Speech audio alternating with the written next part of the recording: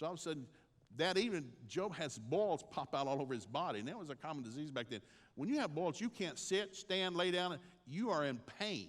So all of a sudden, he's got boils all over his body. And now you have 30 chapters of Job, of his friends that showed up. They'd heard he'd been going through hard times. They showed up. And when they saw Job, they were so shocked. He looked so bad. And he's broke, and his feet were gone. His kids are dead, and his stuff's been stolen. They fell on their face, covered themselves in sackcloth and ashes. They wouldn't even talk to Job for 7 days. They just stared at him. They fasted for 7 days. Oh, Father. And day 8, they start talking. And what it was, what'd you do so wrong? He said, what? What'd you do wrong? Nothing. Oh, you had to do something wrong. Hell doesn't land on people unless they did something wrong. No, I didn't do anything wrong. And so it's 30 chapters of him trying to get him to confess what he did wrong. And so finally he goes through this whole, and so we get down to about chapter 38, and all of a sudden, Job finally says something stupid. He finally says, the essence of, maybe I shouldn't even have been born.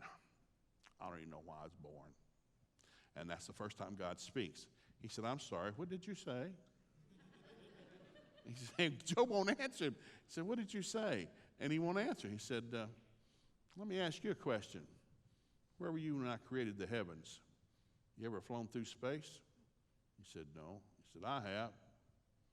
You ever walked on the bottom of the ocean? I can't swim. I have. And all of a sudden, there's 2 chapters of questions. Have you ever? Have you ever?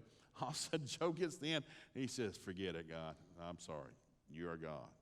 Well, his friends, for 30 chapters, were trying to get him to admit his sin. And so God said, your friends have sinned, but if you'll pray for them, I'll forgive them. So Job, a man that's broke, kids are dead, all of his stuff's gone, boils all over his body. He said, come here, guys, I'm going to pray for you because you're in deep trouble with God. And he prays for his friends, and God forgives them. And as soon as God forgives his friends, his boils cleared up. The Bible says, and God repaid Job double everything he lost.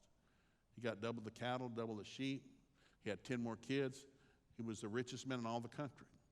And if you read to the end of Job, they're asking him, so I guess they had a little dinner one time, and they're asking, hey, Job, what was all that stuff that happened to you several years ago? He said, I don't know. And he didn't. What do you know?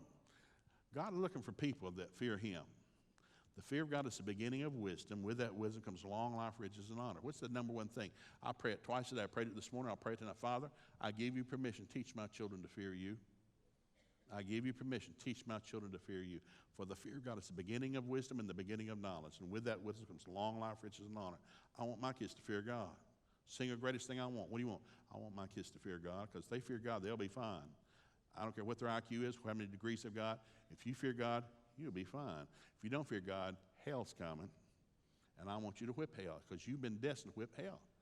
The Bible says you resist the devil, he will flee as in sheer terror.